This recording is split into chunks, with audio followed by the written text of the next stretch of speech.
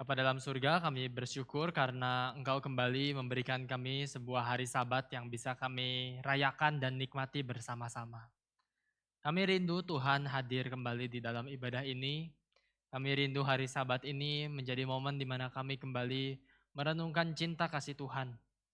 Kiranya Engkau berkati setiap kami dan memberikan kami kelegaan dari setiap rutinitas yang kami lalui, tetapi ketika kami berhenti satu hari, kami belajar bahwa ada Tuhan yang memelihara setiap kehidupan kami. Tuhan tolong supaya hari ini pun kami di dalam ibadah ini, kami punya hati yang siap untuk menerima firman, hati yang siap dibentuk, hati yang siap dikoreksi, hati yang siap untuk bisa menikmati kebaikan-Mu yang tiada habisnya bagi setiap kami. Terima kasih Tuhan, pimpin hamba-Mu dalam segala kelemahan, keterbatasannya, agar firman Tuhan bisa tetap tersampaikan dalam segala kelimpahan. Terima kasih Tuhan, dalam nama Yesus kami bersyukur dan kami berdoa. Amin. Ya Bapak Ibu, kita bersyukur karena Tuhan mempercayakan berbagai hal untuk bisa dikerjakan, termasuk salah satunya adalah Kapin ini yang sudah semakin dekat. Hari ini nanti malam ada beberapa panitia utama akan mengikuti rally doa bersama dengan tim dari Batu secara online, dan juga besok masih akan ada doa lagi di tempat ini untuk bisa mendoakan sama-sama mengenai Kapin. Kita terus dalam persiapan-persiapan ini sambil terus memperjuangkan setiap detil-detil teknisnya semuanya, sambil terus berdoa terus berulang kali mengadakan rally doa. Kalau Bapak Ibu perhatikan juga di dalam beberapa bulan terakhir ini semua selalu pokok doanya ada diselipkan satu tentang Kapin, tentang Kapin. Kenapa ini penting? Kemarin Pendeta Siventong berkata dalam masterclass, saya semakin tua, saya baru menguburkan adik saya kemarin di Amerika. Dan di situ dia bilang, saya tahu saya sudah sangat tua dan saya harus pensiun. Mungkin tahun depan saya mau pensiun dan mungkin gak khotbah lagi di pusat, Pak Tong bilang gitu.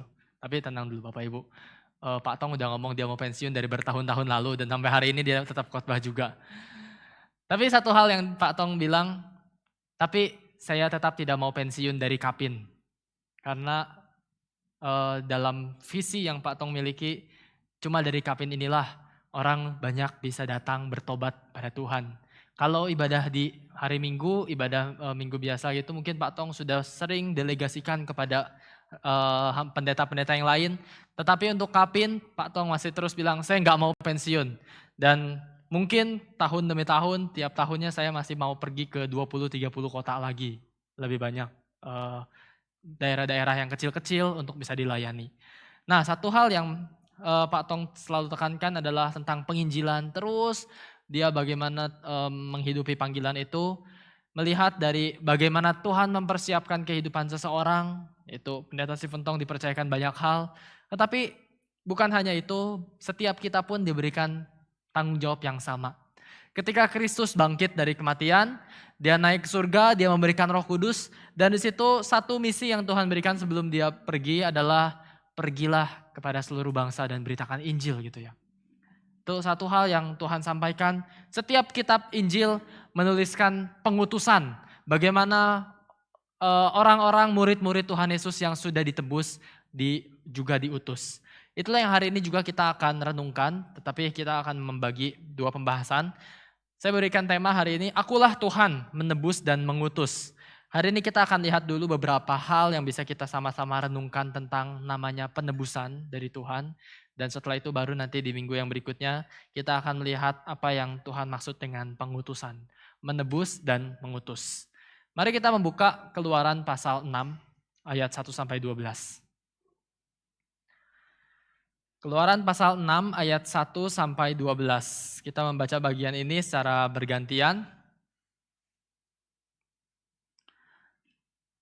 Saya akan bacakan, saya dan bapak-bapak yang laki-laki silakan membacakan ayat yang ganjil. Yang perempuan bersama dengan song leader bisa membacakan ayat yang genap. Kita bergantian sampai ayat yang ke-12. LAI memberikan judul perikop pengutusan Musa. Kita mulai dari ayat 1 yang laki-laki. Selanjutnya berfirmanlah Allah kepada Musa, akulah Tuhan.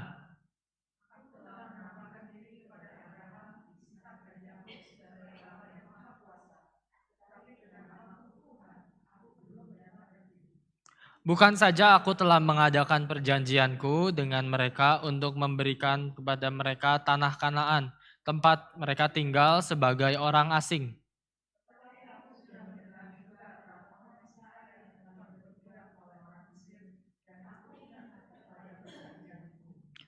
Sebab itu katakanlah kepada orang Israel, Akulah Tuhan, aku akan membebaskan kamu dari kerja paksa orang Mesir, melepaskan kamu dari perbudakan mereka, dan menebus kamu dengan tangan yang teracung dan dengan hukuman-hukuman yang berat.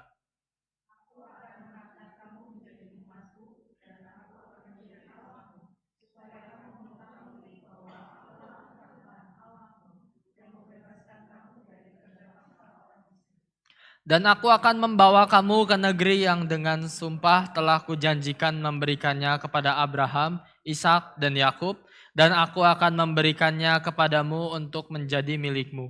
Akulah Tuhan.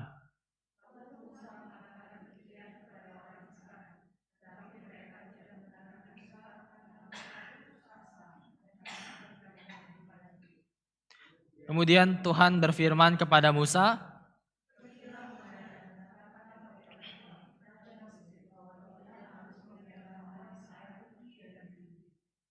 tetapi Musa berkata di hadapan Tuhan, orang Israel sendiri tidak mendengarkan aku, bagaimanakah mungkin Firaun akan mendengarkan aku?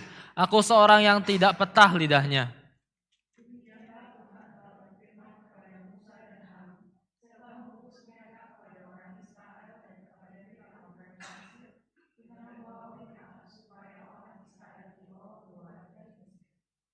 Baik, demikian pembacaan firman Tuhan. Tema hari ini kembali lagi, Akulah Tuhan, menembus dan mengutus. Kita akan soroti kepada aspek yang menebus dulu. Dan tadi kita melihat berkali-kali disebut Akulah Tuhan, Akulah Tuhan, Akulah Tuhan. Kita memasuki sebuah cerita berikutnya dari cerita Musa ya. Dari beberapa pertemuan sebelumnya kita sudah melihat bagaimana kehidupan seorang besar bernama Musa ini. Dia hidupnya penuh dengan pergolakan.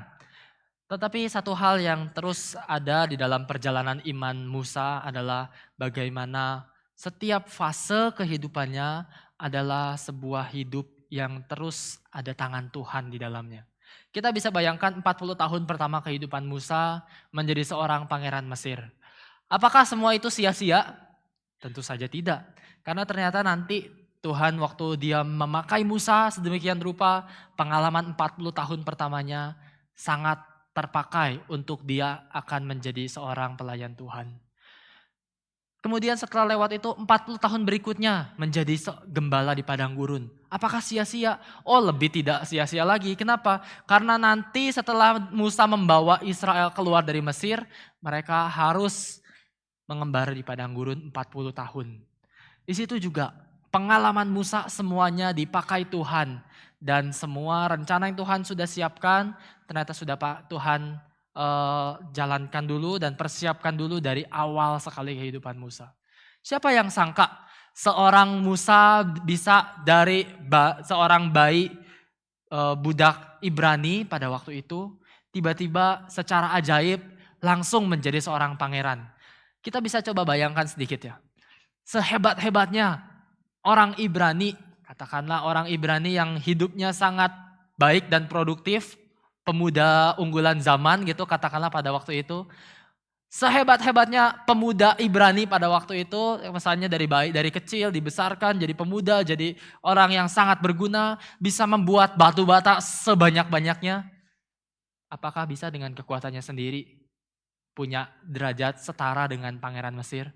Saya rasa tidak ya. Itu sesuatu yang dengan kekuatan Israel sendiri sehebat-hebatnya pun tidak mungkin bisa mencapai posisi yang Musa dapatkan di dalam 40 tahun pertama yang dia miliki.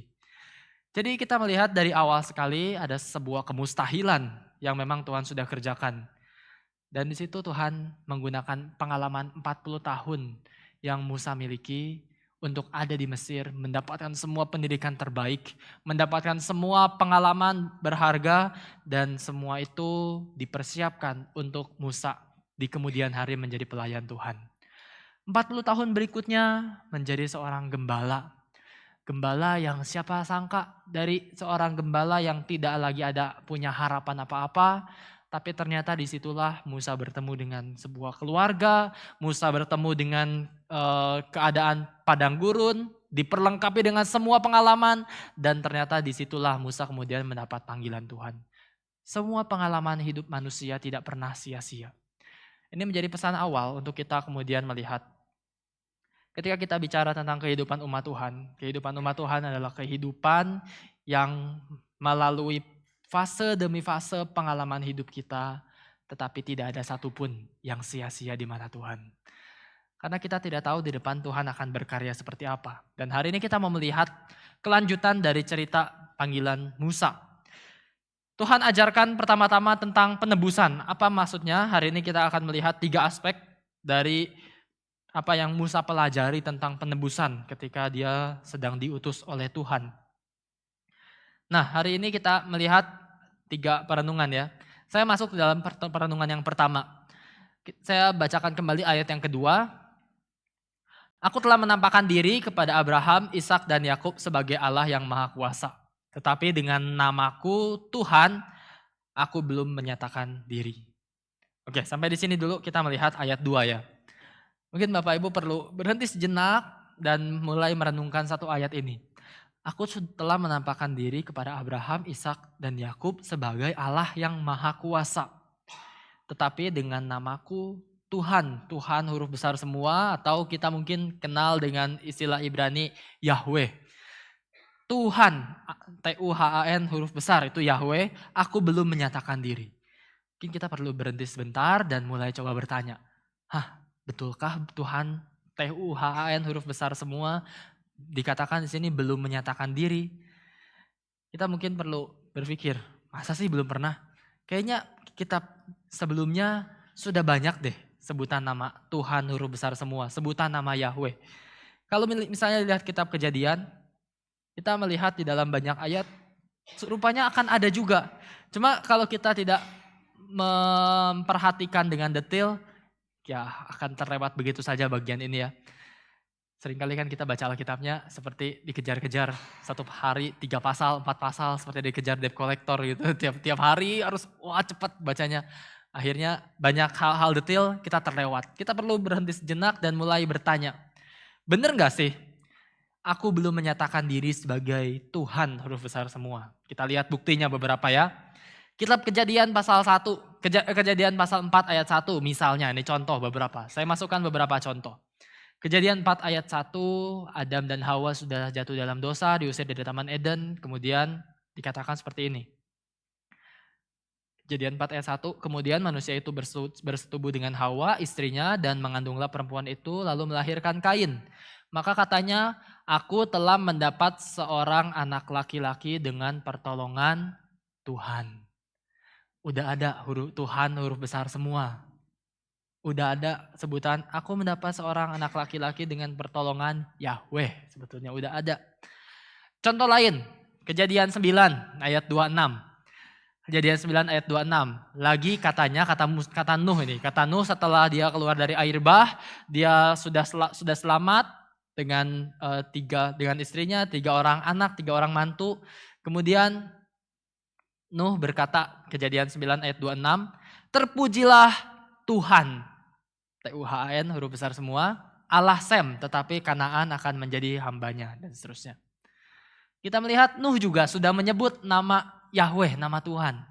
Bahkan bukan hanya itu, cerita tentang, ini kan Abraham gitu ya, ayat 2, aku sudah menampakkan diri kepada Abraham, Ishak dan Yakub sebagai Allah yang Maha Kuasa, tetapi dengan namaku Tuhan, aku belum menyatakan diri.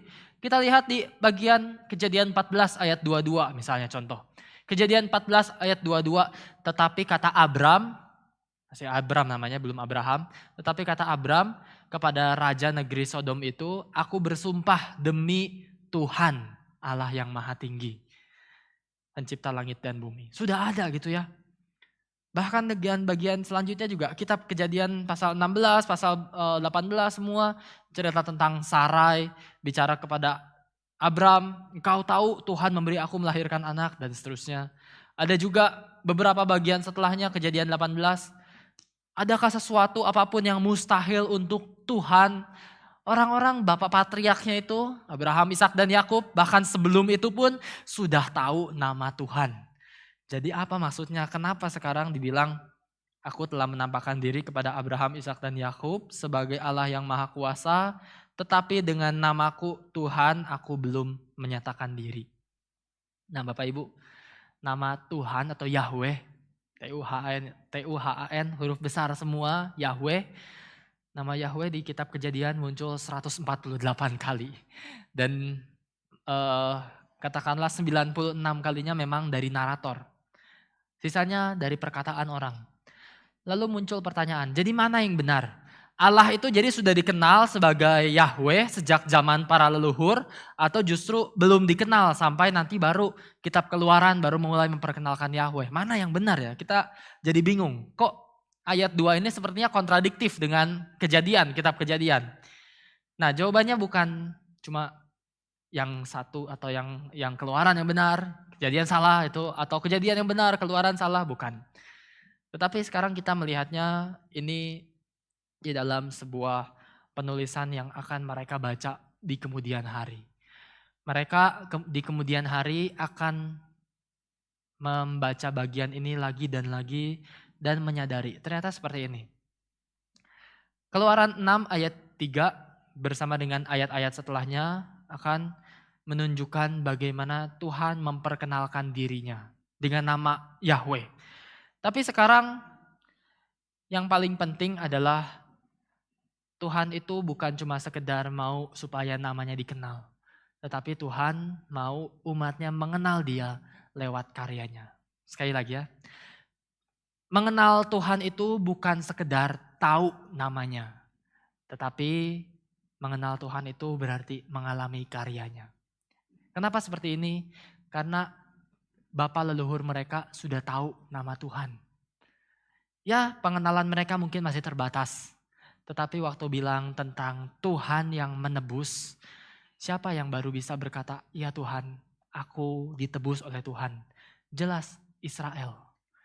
Israel yang sudah dikeluarkan dari Mesir, mereka yang mengalami karya Tuhan, karya penebusan, mengalami berbagai situasi yang mungkin tidak enak diperbudakan, tapi waktu ditebus, mereka sekarang bukan lagi tahu nama Tuhan, tetapi mereka jadi mengenal Tuhan lewat karyanya. Bapak leluhur mereka tahu nggak Tuhan itu penebus? Oh tentu tahu, mereka juga punya konsep-konsep seperti itu. Tetapi gambaran tentang penebusan baru akan jadi semakin kaya waktu Israel alami itu sendiri. Dan bagian ini terus akan dibaca lagi terus menerus dibaca terus sampai mereka jadi kerajaan, jadi masuk ke dalam masa pembuangan. Mereka nanti akan berseru lagi, Tuhan selamatkan kami, tebuslah kami, bebaskan kami dari pembuangan ini. Dan di situ Tuhan sebagai penebus akan lepaskan mereka dari pembuangan dan bawa mereka lagi ke Yerusalem. Di sini mereka jadi diperkaya lagi lewat pengalaman-pengalaman mereka melihat karya Tuhan.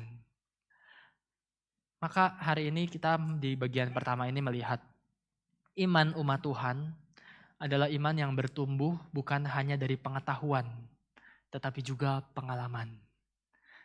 Iman umat Tuhan adalah iman yang bertumbuh bukan hanya dari pengetahuan, tetapi dari pengalaman. Orang-orang Israel, bapak leluhurnya, pengetahuan tentang Tuhan tahu punya. Tapi pengalaman mereka pengalaman Israel secara kolektif, secara gabungan, semakin lama semakin diperkaya. Lewat mereka menikmati lagi Tuhan bebaskan dari Mesir, Tuhan pimpin di padang gurun, Tuhan bawa mereka bisa menang perang, diselamatkan lagi, Tuhan pimpin mereka ke tanah Kanaan, Tuhan pimpin mereka keluar dari pembuangan dan terus menerus perjalanan umat Tuhan terus mengalami penebusan yang Tuhan berikan. Pengalaman menjadi sesuatu yang akan memperkaya kehidupan kita. Karena itu tadi di awal saya memulai dengan mengatakan bahwa tidak ada satupun pengalaman kita yang sia-sia. Pengalaman kita seperti pengalaman Israel. Ada masa nyaman, masa tenang, masa berkelimpahan. Ada masa-masa seperti padang gurun, seperti pembuangan. Tetapi semua itu tidak pernah sia-sia karena dari situlah Israel jadi belajar mengenal Tuhan bukan cuma lewat pengetahuan, tetapi lewat mengalaminya dari keseharian mereka. Dari peristiwa besar maupun peristiwa kecil yang mereka harus lalui. Dari setiap perjalanan yang mereka lalui dari hari ke hari. Inilah namanya menjadi umat Tuhan. Berarti mengalami karya Tuhan di dalam seluruh aspek kehidupan kita. Bapak Ibu, kita tahu ya, di dalam kehidupan kita sehari-hari, pengalaman itu jadi guru yang paling berharga untuk mengajarkan kita sesuatu.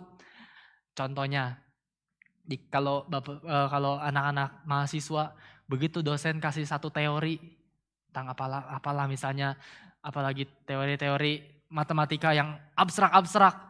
Begitu dari kasih teori, berusaha memahami berjam-jam terus baca-baca ulang rumusnya, penurunan rumus segala macam. Oke, paham. Tiba-tiba dikasih soal. Begitu dikasih soal, langsung blank semua yang dipelajari. Gak ada yang bisa. Tapi kapan seseorang mulai jadi lebih lancar, lebih bisa? Waktu orang latihan, terus menerus latihan. Sama main musik juga, teorinya tahu gitu ya. Semua kalau bicara teori musik, paling dasar ya tinggal lihat aja itu garis notnya ada di posisi garis yang mana. Teorinya kan gampang ya. Pokoknya kalau garis yang treble clef di atas, paling bawah ada satu garis tambahan itu nada C gitu kalau notnya di situ. Kalau warnanya hitam semua itu satu ketuk. Itu teori semua. Langsung dikasih kumpulan, teorinya udah tahu semua, suruh main. Nggak bisa pasti. Tapi orang baru mulai bisa semakin menyadari jadi mahir itu waktu berlatih, memperkaya diri dengan pengalaman. Ini pengalaman yang tentu akan membuat kita semakin limpah. Tapi juga memang kadang-kadang pengalaman itu sangat membekas gitu ya. Bisa lebih berbekas daripada sekedar teori. Waktu orang belajar musik dengan benar melakukan apa yang benar dan yang salah, orang jadi lebih paham, lebih bisa.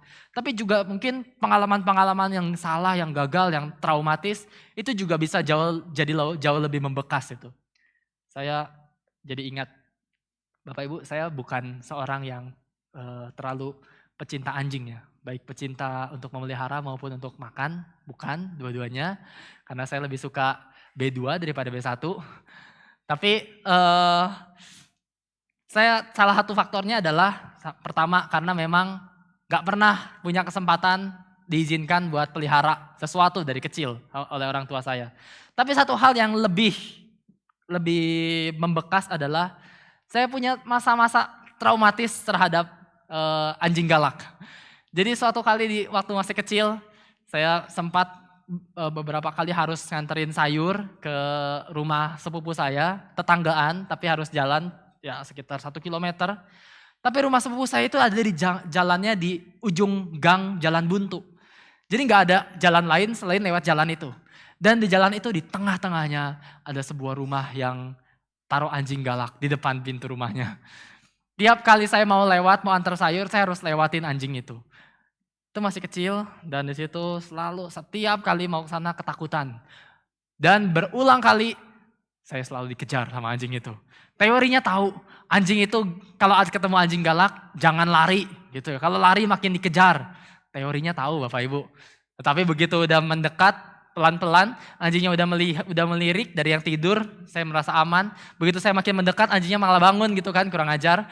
Setelah itu begitu saya makin dekat dia mulai bergerak dan akhirnya saya lari dan dia kejar. Berulang kali kayak gitu. Sempat saya coba pakai sepeda, tetap dikejar juga. Akhirnya sedikit demi sedikit itu jadi pengalaman traumatis. Hari ini saya nggak lagi takut anjing sedemikian rupa, karena hari ini saya merasa kalau ada anjing galak, ini mohon maaf untuk pecinta anjing, saya akan tendang gitu ya kalau ada anjing yang berusaha menerkam saya. Maaf ya sekali lagi Bapak Ibu ya, saya nggak bermaksud violence terhadap anjing yang mungkin Bapak Ibu sayangi. Tapi maksudnya sekarang saya tidak takut zaman dulu, karena waktu dulu gak berdaya, kalau dikejar cuma bisa lari. Tapi sekarang kalau ada betul-betul anjing yang akan menerkam, gigit, ya mungkin saya akan berusaha membela diri. Tapi pengalaman traumatisnya sedikit banyak tetap ada. Kalau misalnya saya lagi berdiri, tiba-tiba ada anjing lewat cepet gitu dekat, datang melesat ke arah saya. Kalau saya nggak sempat notice itu anjing, saya pasti refleks langsung angkat kaki saya. Saya nggak tahu Bapak Ibu ada kayak gitu juga nggak, tapi menurut saya itu karena dari masa kecil ada pengalaman-pengalaman yang membuat memang itu nggak bisa hilang. Pengalaman bisa membentuk seseorang lebih dari pengetahuan. Bukan berarti kembali pengetahuan itu tidak penting dan lain sebagainya, bukan.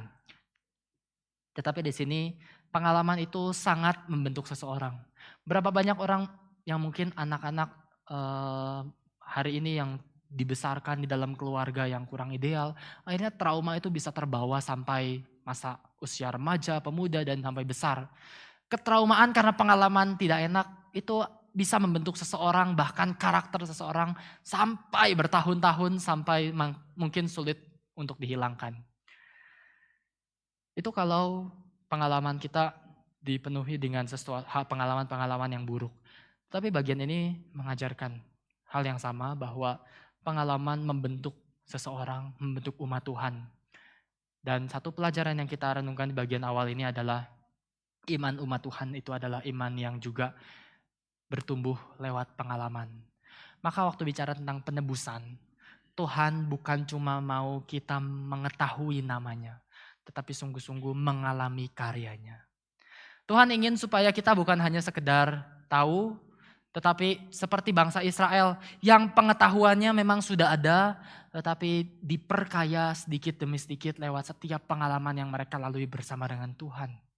Pengalaman ketika mereka dari Mesir keluar, pengalaman ketika mereka di padang gurun, ketika mereka masuk tanah Kanaan, dan bahkan pengalaman-pengalaman yang mungkin tidak enak ketika mereka di Babel, di pembuangan. Tapi semua itu membentuk sedikit demi sedikit umat Tuhan jadi umat yang semakin mengenal siapa Tuhan yang mereka sembah. Hari ini setiap kita juga diberikan iman yang sama untuk bisa menikmati semua pengalaman berjalan bersama dengan Tuhan. Pengalaman ketika kita mungkin melalui hal-hal yang baik maupun hal-hal yang buruk. Semua itu tidak pernah sia-sia. Semua itu tidak pernah akan terlewat begitu saja dan tidak berguna. Seringkali mungkin ya memang kita merasa itu udah lewat dan kita berusaha lupakan. Tetapi Tuhan bisa pakai semua pengalaman-pengalaman itu di masa depan membentuk pengetahuan kita akan Tuhan semakin diperkaya melaluinya. Hari ini kita hidup di dalam berbagai situasi yang mungkin tidak ideal secara pengetahuan ya. Kalau bicara tentang pengetahuan saja, kita akan hidup sangat terbatas. Pengetahuan kita sangat terbatas. Kita bisa bayangkan, ada orang mungkin udah ikut Tuhan terus bertahun-tahun, puluhan tahun setia. Misalnya sampai usia tua tiba-tiba demensia misalnya. Atau mungkin tiba-tiba di dalam masa tuanya kecelakaan, dia hilang ingatan. Pengetahuannya tentang Tuhan yang sudah dia bangun terus-menerus bisa hilang loh. Itu bisa ada masa di mana pengetahuan seseorang, aduh nggak lagi tahu siapa Tuhan. Bicara percaya Allah Tritunggal, bingung gitu kalau orang udah berumur misalnya contoh. Padahal selama sepanjang hidupnya mungkin jadi bisa katakanlah ahli dalam doktrin Kristen misalnya gitu. Doktrin Allah Tritunggal sudah ahli, sudah mahir, sudah bisa ajarkan ke orang banyak. Sampai di usia tua ada masa-masa pengetahuan kita semakin terbatas, intelektual kita terbatas, demensia atau mungkin kecelakaan, amnesia, dan lain-lain. Semua hidup dalam keterbatasan. Tetapi iman umat Tuhan atau hari ini kita bicara tentang penebusan. Pertama-tama adalah bagaimana umat Tuhan mengalami karyanya. Bukan berusaha membuat pengalaman-pengalaman kita sendiri. Tetapi ini adalah pengalaman yang Tuhan kerjakan sendiri untuk setiap kita. Bukan tentang kemampuan otak kita, bukan tentang kemampuan kita untuk bisa berusaha mencari Tuhan dan membuat berbagai pengalaman rohani dengan kekuatan kita sendiri. Tetapi ini adalah pengalaman untuk menikmati karya yang Tuhan berikan. Ini Tuhan yang bertindak untuk setiap diri kita. Maka orang-orang yang mungkin kehilangan pengetahuannya, kehilangan ingatannya, tetap akan dimiliki oleh Tuhan. Karena inilah namanya penebusan. Penebusan bukan tentang pengetahuan kita, tapi pengetahuan itu diperkaya lewat setiap pengalaman yang kita bisa lalui. Bapak Ibu, mari kita jadi umat yang bertumbuh lewat pengalaman-pengalaman itu. Bagaimana aplikasi praktisnya dalam keseharian kita sehari-hari, dalam tindakan kita. Hari ini kita bisa melihatnya seperti Israel gitu ya. Israel, bagaimana mereka memperkaya diri dengan pengalaman. Mereka memperkaya diri caranya gimana? Begitu mereka keluar dari Mesir, perhatikan satu hal yang mereka selalu tekankan. Keluar dari Mesir, itu jadi tahun baru mereka. Itu jadi tanggal pertama dari kalender mereka. Itu jadi momen Paskah. Paskah itu bagi mereka sesuatu yang mengawali sesuatu yang baru, tahun baru mereka. Dan di situ mereka terus rayakan Paskah tiap tahun. Mereka berusaha mengulang setiap tahun dengan cerita bahwa engkau sudah ditebus. Terus menerus setiap tahun dari generasi ke generasi, tahun ke tahun. Dinasti Israel adalah salah satu dinasti yang paling tua di dalam sejarah. Dan itu mereka pertahankan, Paskah, Paskah, Paskah, terus tiap tahun Paskah.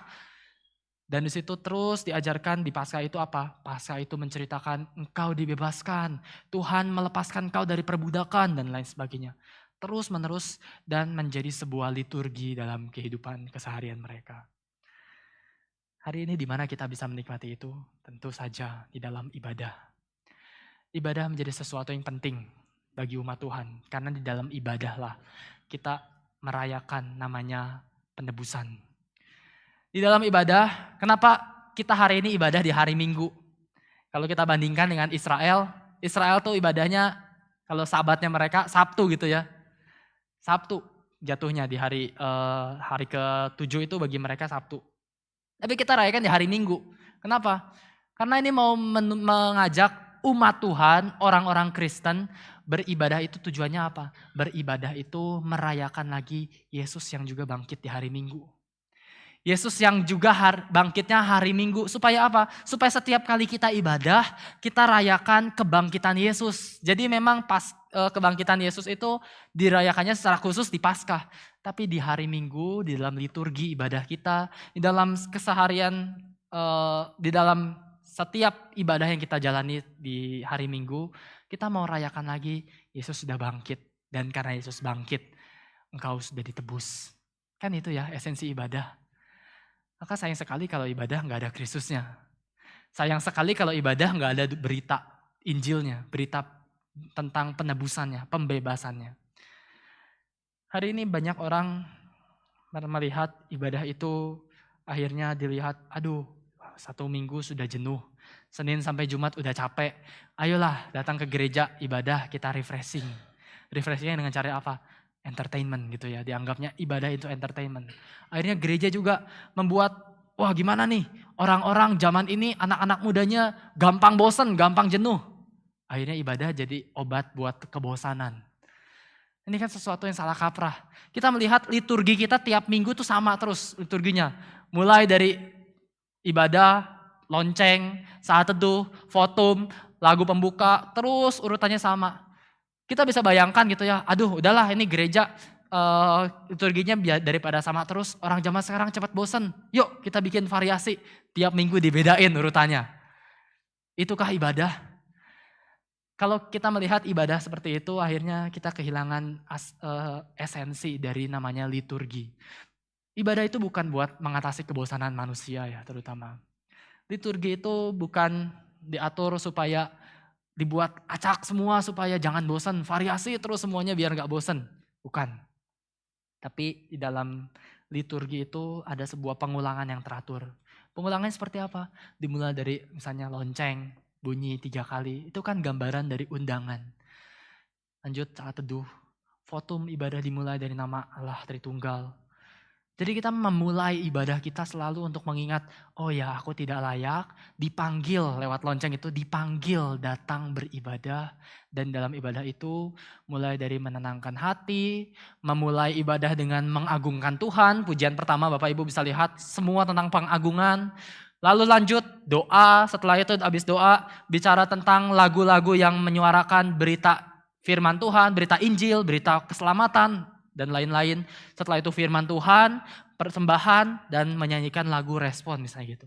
Itu kan semua urutannya diatur sedemikian rupa. Ini bukan sesuatu yang acak atau bahkan bisa diputar-putar supaya nggak bosan gitu. Ibadah itu betapa pentingnya untuk membentuk pengalaman. umat Tuhan. Hari ini waktu kita low view terhadap ibadah, kita akan jadi orang-orang yang mungkin secara pengetahuan bisa tahu tentang Tuhan Yesus mati di salib, tahu pengetahuan. Tetapi pengalaman kita jadi semakin miskin karena kita melihat ibadah itu sesuatu yang tidak terlalu kita anggap penting. Justru dari ibadahlah, dari rutinitas yang dilakukan ini. Rutinitas itu tidak salah gitu ya. Tapi sekadar rutinitas kosong itu baru menjadi salah. Tadi Pak Nathan dalam doa pembuka berdoa supaya ibadah ini tidak jadi sekadar rutinitas. Ya, itu sesuatu yang sangat tepat. Supaya kita lalu ini bukan menjadi sebuah ya udahlah terpaksa ibadah gitu, bukan. Tapi kita dibentuk lagi untuk melihat Tuhan yang menebus mau dikenal, bukan cuma lewat konsep namanya saja, tetapi lewat kita mengalami Dia. Dan itu dimulai ketika kita bisa lebih menghargai namanya ibadah di hadapan Tuhan. Mari kita membentuk dan memperkaya diri kita melalui setiap ibadah yang bisa kita lakukan.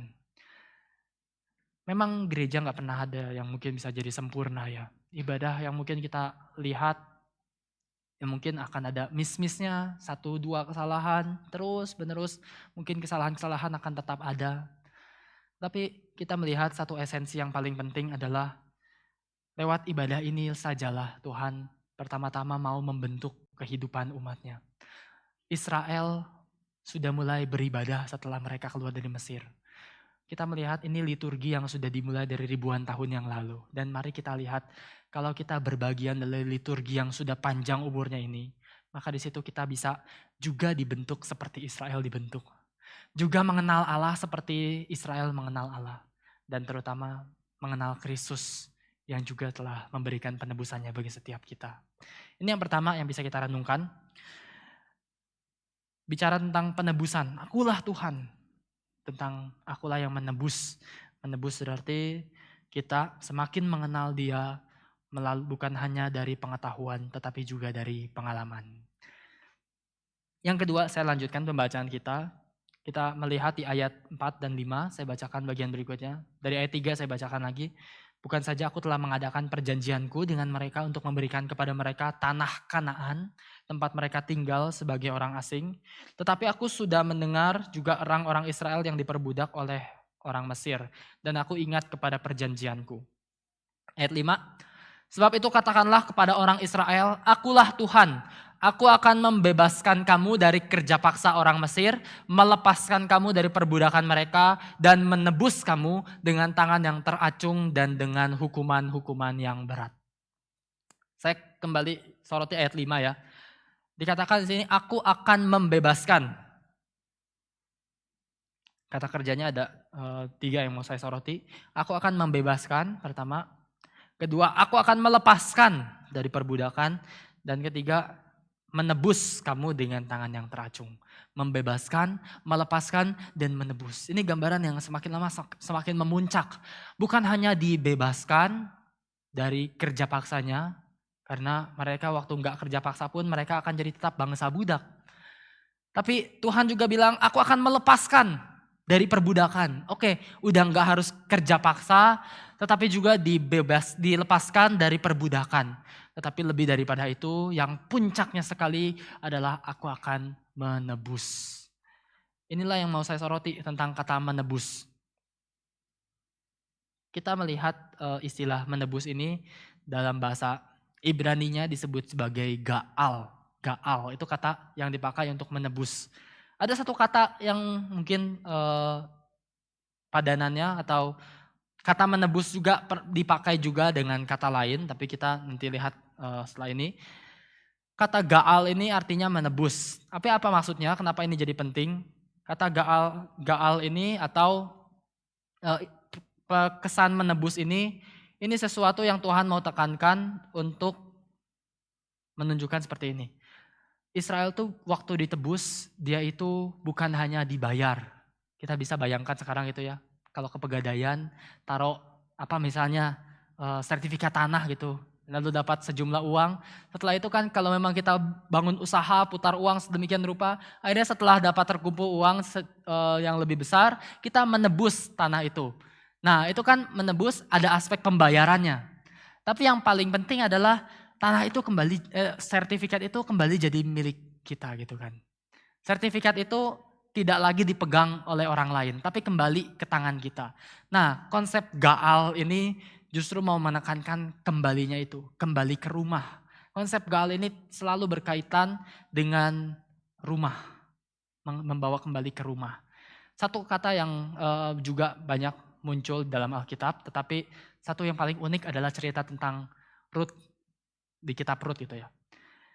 Ini menggunakan kata dasar yang sama. Nah, apa yang terjadi kita bisa coba sedikit pakai cerita gitu supaya kita lebih paham. Cerita di kitab Rut itu adalah cerita bagaimana sebuah keluarga, Ahimelek dan Naomi, mereka orang Bethlehem, orang Israel, suatu hari kelaparan, di Israel kelaparan, terus kemudian mereka pindah ke bangsa lain, pindah ke negeri Moab. Wah, di negeri Moab mereka kemudian berkeluarga dan kemudian Ahimelek, Naomi punya 2 anak, 2 mantu. Tapi singkat cerita tragedi terjadi pada keluarga ini. Akhirnya yang tersisa tinggal Naomi menjadi janda dan 2 orang menantunya yang juga sudah menjanda, Rut dan Orpa. Akhirnya setelah mereka mengalami tragedi yang begitu pahit, mereka memutuskan kembali ke Israel. Tapi akhirnya yang kembali cuma Naomi dan Rut. Janda yang sudah tua dan janda yang masih relatif lebih muda. Waktu itu di zaman itu seorang janda itu hidupnya sulit sekali karena tidak lagi punya, kan zamannya patriarkal ya. Zaman dimana laki-laki dianggap segala-galanya. Perempuan sangat dianggap sebelah mata waktu itu. Akhirnya waktu kembali ke Israel mereka bingung. Tidak punya apa-apa, keluarganya sudah kehilangan segala sesuatu. Sudah pergi ke tempat asing. Dan akhirnya mereka kembali ke Israel dengan tangan kosong. Tapi di situ ada tanah warisan keluarga yang sebetulnya masih mereka bisa miliki. Syaratnya satu, ada keluarga yang mau membeli mereka. Membeli tanah itu, membeli harta keluarganya kembali, dan di situ berarti harus menikahi Rut di dalam cerita yang digambarkan di kitab Rut itu. Di situ gambarannya perlu ada seorang kerabat dekat keluarga yang mau membeli lagi tanah ini beserta dengan keluarga ini untuk kembali mereka bisa menerima harta keluarga mereka. Akhirnya singkat cerita keluarga yang dekat tidak mau, tetapi di akhir ceritanya kita diperkenalkan dengan sosok bernama Boas. Boas ini akhirnya membeli lagi keluarga Naomi dan Ruth ini, membeli tanahnya dan akhirnya menikah dengan Ruth. Dan di sini Boas disebut sebagai seorang penebus dari tanah itu, dari keluarga ini, penebus atau menggunakan kata goel. Kata yang sama dengan akar katanya dengan kata gaal. Kan bahasa Ibrani cuma konsonan ya, itunya ya utamanya G dan L. Cuma di sini kita melihat konsep penebusan adalah konsep di mana Tuhan itu mengambil kembali apa yang jadi miliknya. Ini satu hal yang paling penting, yang juga sangat penting dalam penebusan. Penebusan adalah Tuhan mengklaim kembali apa yang jadi miliknya dan dia bawa kembali ke rumah. Ada satu kata lain yang memang berarti, misalnya contoh ya, saya kasih perbandingan contoh di Keluaran 13 ayat 13. Keluaran 13 ayat 13 dikatakan, setiap anak keledai yang lahir terdahulu kau tebuslah dengan seekor domba. Atau jika engkau tidak menebusnya, engkau harus mematahkan batang lehernya. Ini contoh ya. Setiap anak keledai yang lahir terdahulu kau tebus dengan seekor domba. Atau jika tidak menebusnya, engkau harus mematahkan batang lehernya. Ini juga pakai kata tebus. Tapi tebus di sini kata dasarnya beda, bukan gaal tadi. Kata tebus yang di Keluaran 13 ayat 13 ini mau menekankan harganya. Tapi gaal itu menekankan relasinya. Sekali lagi saya katakan, kata menebus tadi di Keluaran itu mau menekankan harganya. Tetapi kata gaal yang Tuhan sampaikan kepada Israel itu menekankan relasinya. Nah, apa yang bisa kita pelajari?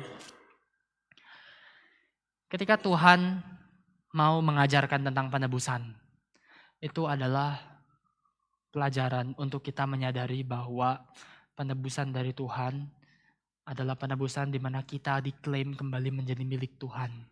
Dan di situ bukan tentang harga yang mahal. Harganya mahal sekali.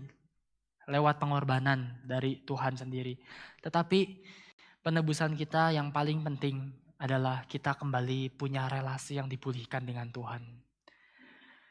Ilustrasinya seperti ini, contoh misalnya. Ada seorang anak misalnya diculik, suatu kali seorang anak diculik oleh mafia. Wah, mafia ini tahu anak ini keluarganya cukup mampu. Akhirnya anak ini diculik dan langsung telepon orang tuanya. Orang tuanya ditelepon dan dibilang kalau bapak mau anak ini kembali silakan tebus dengan harga 2 miliar. Wah, orang tuanya pusing setengah mati, kok bisa anaknya diculik. Dan setelah itu orang tuanya berusaha keluarkan semua tabungannya, oh masih belum cukup. Karena dia tahu ini anak yang sangat dia kasihi, dia betul-betul rela mengorbankan semuanya. Dan membuat cari hutang sana sini supaya paling tidak pinjam dulu, bisa dapat anaknya dulu, baru nanti dibayar. Dia berusaha sedemikian rupa supaya anaknya 2 miliar ini bisa dibayar dan semuanya bisa dia dapatkan. Tapi setelah dia kumpulkan semua, singkat cerita, dia bayar. Dia bayar 2 miliar, dah selesai. Tapi bukankah kita akan menantikan, terus gimana gitu ya? Bener gak? Ditipu gak? Anaknya balik gak? Kita selalu menantikan cerita ini berakhir waktu uang itu sudah dibayar. Pasti kan kita berharap ending ceritanya adalah anaknya balik gitu ya. Gak mungkin setelah ditelepon, oke pak saya transfer 2 miliar terus udah ditransfer ya, dah selesai jangan kontak saya lagi ya, saya blok selesai. Belum, anaknya belum balik gitu kan. Ini belum jadi ending yang baik kalau anaknya belum sampai kembali ke rumah. Atau mungkin katakanlah dia nggak mau bayar, dia mafia yang lebih besar lagi katakanlah, mafia ngeculik anaknya mafia, dia berusaha kerahkan semua orang, hancurkan si kelompok mafia yang culik anaknya, selesai, habis itu ceritanya ending situ. Kan nggak mungkin ya, kita pasti menantikan anak itu harus kembali, baru ini cerita yang ideal namanya ditebus. Inilah yang Tuhan lakukan sebetulnya. Tuhan itu waktu menebus umatnya, bukan hanya membayar, bukan hanya menunjukkan pengorbanan. Oh ya Tuhan Yesus mati di salib, membayar seluruh dosa kita dan selesai. Nggak selesai sampai situ. Tapi Tuhan mengambil lagi kita menjadi miliknya. Kita yang memang awalnya milik Allah, diambil kembali jadi milik Allah. Setelah kita diperbudak dosa, kita dibebaskan, kita jadi milik Allah. Cerita Israel juga gak akan berhenti cuma sekedar misalnya, oh Tuhan mau menebus Israel, oke caranya gimana? Dihancurkan Mesir, selesai, dah Israel, Mesir udah kalah ya, dah selesai, bebas kalian mau ngapain. Enggak berhenti sampai situ. Israel dibawa keluar dari Mesir, Israel dibawa ke Kanaan, Israel dibawa terus menerus dikatakan, aku akan menjadi Allahmu dan engkau akan menjadi umatku. Engkau adalah milik kepunyaanku. Penebusan yang pertama tadi bicara tentang pengalaman kita memperkaya pengenalan kita akan Tuhan. Tapi yang kedua kita melihat penebusan itu berarti kita dibawa kembali menjadi milik Allah. Kita dibawa untuk pulang ke rumah. Kembali ke tempat di mana kita seharusnya. Hari ini banyak orang-orang Kristen yang mungkin merasa cukup dengan Tuhan mati di kayu salib, membayar, menebus dosa saya, selesai. Cukup sampai di situ, merasa cuma tentang biayanya saja. Oke Tuhan, aku tidak bisa membayar dosaku. Terima kasih Tuhan sudah membayar dosaku. Dan selesai sampai situ. Ini belum selesai ceritanya. Cerita ini tidak ideal. Cerita ini akan jadi seperti gambaran tadi. Kita masih di sarangnya mafia tadi. Hutangnya sudah dibayar atau katakanlah mafianya sudah ditumpah semua. Tapi kita belum pulang kembali ke rumah. Cerita yang seharusnya adalah ketika kita ditebus, kita jadi milik Tuhan. Dan itu artinya hidup kita bukan lagi ditentukan oleh diri kita. Hidup kita adalah hidup yang dimiliki oleh Tuhan. Hidup yang seharusnya dijalani sesuai dengan kehendak Tuhan. Hidup yang setelah kita ditebus bukanlah menjadi hidup yang kembali suka-suka. Oke Tuhan terima kasih sudah menebus, sekarang bebaskan aku mau ngapain. Aku tahu deh, oke syaratnya yang penting jangan bikin hal yang jahat kan. Intinya berbuat baik aja kan Tuhan. Enggak, bukan itu, enggak cukup. Penebusan itu bukan cuma sekedar kita orang-orang yang kemudian ya sudah setelah jadi orang Kristen ditebus. Lalu yang paling penting ya udah berbuat baik aja. Bukan. Lebih daripada itu adalah kita sadar kita milik Tuhan. Dan dari situ semua perbuatan kita adalah perbuatan yang sesuai dengan kehendak Tuhan. Perbuatan baik betul, satu di dalamnya. Tetapi lebih daripada itu, sadarkah kita bahwa hidup kita bukan milik kita lagi. Hidup kita adalah milik Tuhan yang sudah menebus kita. Seperti lagu yang tadi kita nyanyikan, sekarang ku miliki Yesus. Tadi saya lihat di bait 3-nya, dikatakan sukacita memenuhi kalbu karena Tuhan menebus jiwaku. Ku selamat oleh darahnya, sekarang ku miliknya. Lagu ini betul-betul menekankan lagi dan lagi bagaimana Tuhan mengasihi, kemudian kita tersesat tapi Tuhan datang menyelamatkan. Ini kan sesuatu yang gambarannya Tuhan mengklaim kembali apa yang jadi miliknya. Tuhan mau supaya kita pulang. Dan disitulah kita melihat ini yang memang Tuhan mau kerjakan. Tuhan mau supaya Israel kembali memiliki relasi. Maka kalau kita simpulkan bagian ini, penebusan ini bukan hanya bicara tentang biayanya, bukan hanya bicara tentang transaksinya. Tetapi Tuhan mau supaya identitas Israel dipulihkan. Ini bicara tentang relasi. Sekali lagi ini bukan cuma transaksi, tetapi ini relasi. Terakhir, bagian yang ketiga yang bisa kita renungkan sebagai penutup. Pada akhirnya satu hal yang terakhir yang perlu kita lihat. Ayat 6, aku akan mengangkat kamu menjadi umatku dan aku akan menjadi Allahmu. Supaya kamu mengetahui bahwa akulah Tuhan Allahmu yang membebaskan kamu dari kerja paksa orang Mesir. Dan seterusnya kita sudah baca bagian ini. Ayat 6 menunjukkan satu kata, aku akan mengangkat kamu menjadi umatku. Tadi kita di awal yang pertama kita melihat bagian perenungan pertama tentang penebusan ini bicara tentang pengalaman kita memperkaya ya. Yang kedua kita melihat bagian keduanya bagaimana kita ini dibawa untuk kembali pulang menjadi milik Tuhan. Tapi yang ketiga kita melihat kita ini dikatakan di ayat 6 diangkat menjadi umat Tuhan. Kata terjemahan bahasa Indonesia menggunakan kata diangkat.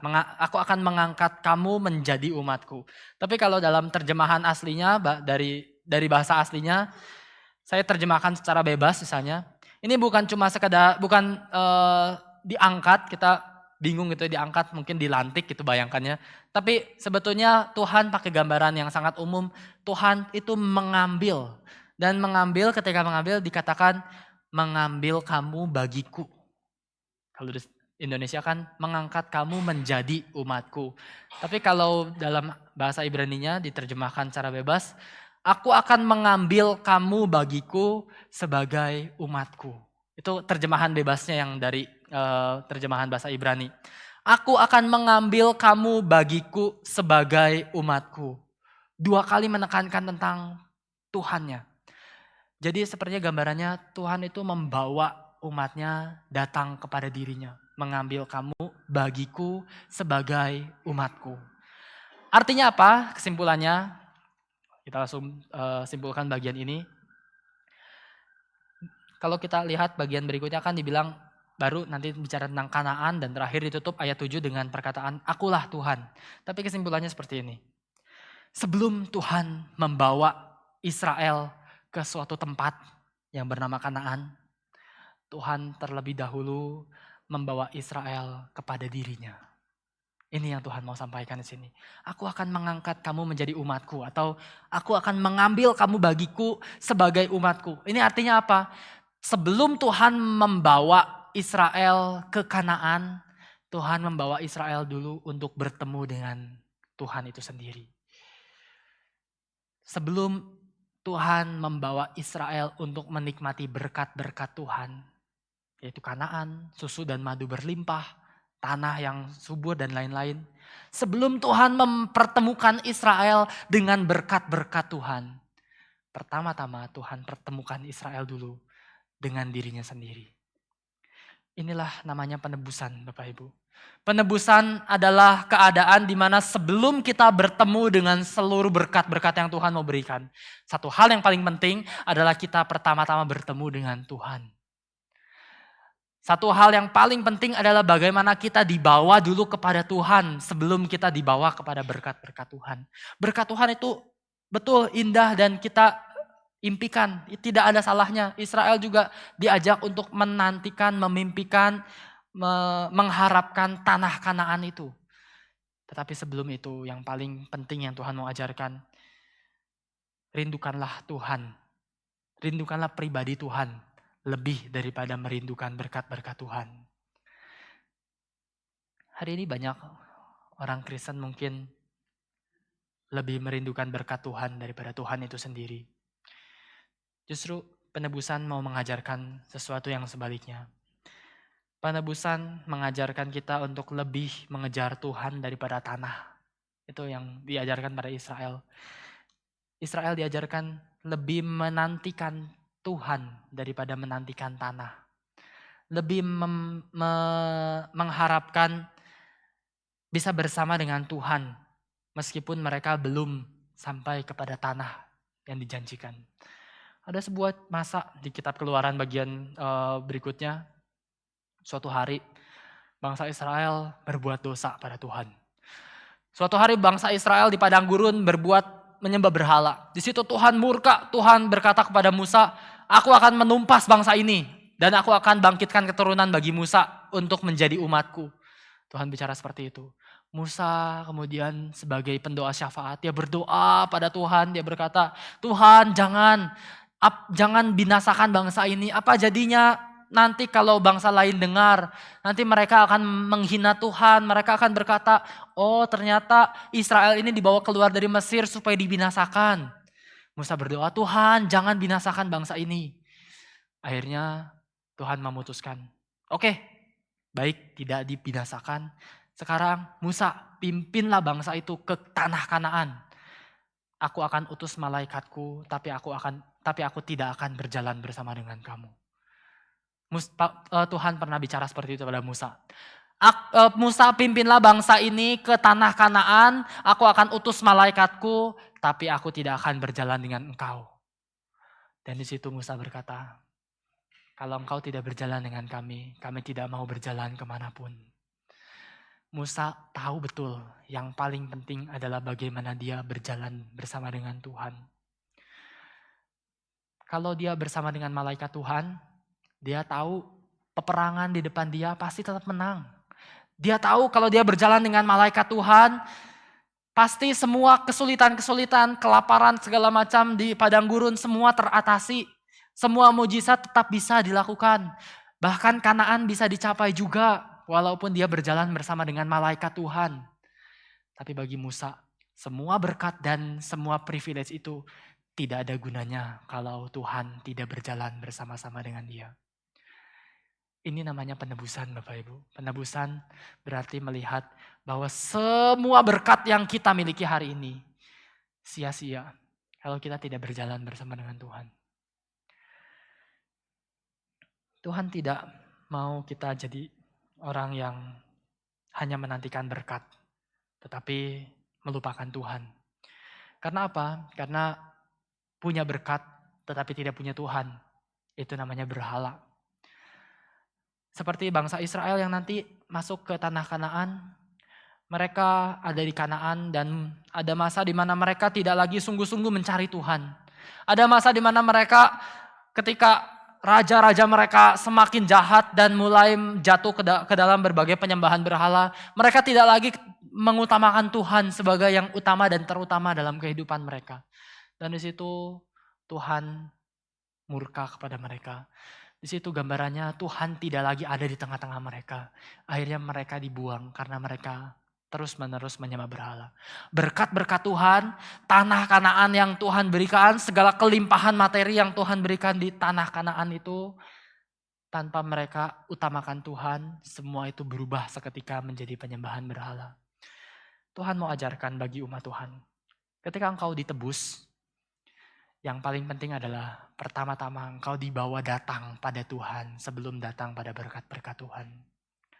Mari hari ini kita juga jadi orang-orang yang menantikan bukan hanya berkatnya, tetapi menantikan kehadiran Tuhan dalam kehidupan kita. Dalam keluarga kita menantikan berkat Tuhan yang banyak. Misalnya seperti keluarga kita bisa tentram, bisa ada komunikasi yang baik, bisa ada studi yang baik untuk anak-anak kita, bisa ada relasi yang akur antara menantu dengan mertua misalnya. Bisa ada kesehatan yang baik untuk orang-orang lansia yang sedang kita rawat. Itu berkat semua yang Tuhan juga mungkin mau untuk kita mengalaminya dan mensyukurinya. Ya memang Tuhan tidak janji semua itu pasti semua orang akan dapat itu. Semua diberikan berkat yang berbeda-beda. Semua dipercayakan sesuatu yang berbeda dalam kehidupan kita. Tetapi yang paling penting adalah bukan hanya menantikan berkat, tetapi Tuhan hadir atau tidak dalam keluarga kita. Tuhan memulihkan relasi-relasi yang retak atau tidak. Waktu ada relasi yang retak, kita biarkan itu terjadi dalam keretakan. Atau kita datang sungguh-sungguh mencari Tuhan. Seperti Tuhan membawa Israel kepada Dia dulu sebelum kepada berkat-berkatnya. Tuhan juga mau bawa supaya setiap kita yang mungkin dalam masa-masa sulit, dalam masa-masa terbelenggu oleh keretakan-keretakan dalam keluarga, kita tuh datang dulu pada Tuhan. Sebelum kita menikmati pemulihan relasi yang Tuhan berikan. Dalam pekerjaan juga sama.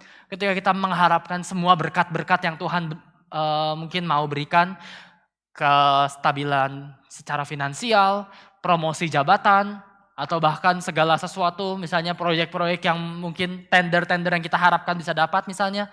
Banyak berkat-berkat yang bisa kita dapat.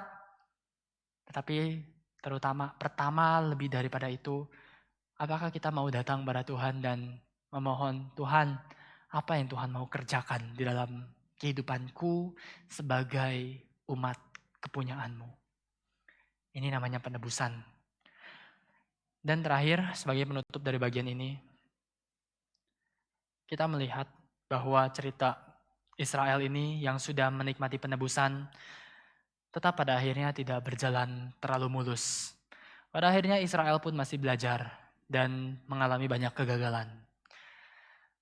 Israel yang mengalami peristiwa Eksodus dari Mesir masih terus perlu belajar. Dan dia terus mengalami pertumbuhan iman.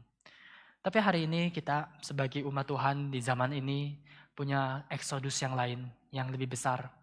Eksodus di mana kita keluar bukan dari perbudakan Mesir, tetapi dari perbudakan dosa. Eksodus yang lebih besar yang datang bukan dari Musa, tetapi Musa yang lebih besar, yaitu Yesus Kristus, yang juga telah memberikan penebusan bagi engkau dan saya. Dan pelajaran yang sama bagi Israel, ketika mereka ditebus oleh Tuhan dari Mesir, pelajaran yang sama juga berbicara kepada setiap kita yang ditebus oleh Kristus, yaitu untuk kita melihat bahwa penebusan itu bicara pertama, kita semakin lama perlu semakin mengenal Tuhan lewat pengalaman. Mari memperkaya diri kita lewat pengalaman berjalan dengan Tuhan setiap hari, lewat ibadah kita, lewat liturgi keseharian kita. Yang kedua, kita juga melihat penebusan ini adalah bicara bagaimana relasi kita dipulihkan untuk bisa kembali datang pada Tuhan. Dan yang ketiga, kita melihat bahwa penebusan berarti kita menantikan Tuhan lebih daripada berkat-berkat Tuhan. Kita menjadi orang-orang yang terus bertumbuh dalam iman kita karena kita tahu semuanya sudah Tuhan berikan di dalam diri Yesus Kristus. Apalagi yang kurang dalam kehidupan kita. Mari kita mengatakan bahwa penebusan dari Tuhan cukup karena karya Kristus sempurna. Tetapi aku mau semakin mengenal Tuhan lebih dan lebih lagi seperti Israel yang pengalamannya ditambah ketika mereka berjalan dengan Tuhan setiap hari. Mari kita juga berdoa supaya pengalaman kita hari lepas hari ditambah lagi dan lagi. Semakin mengenal Tuhan dan mencintai Tuhan. Sampai Dia datang kembali memulihkan relasi kita sempurna dengan Bapa di surga. Amin. Mari kita berdoa.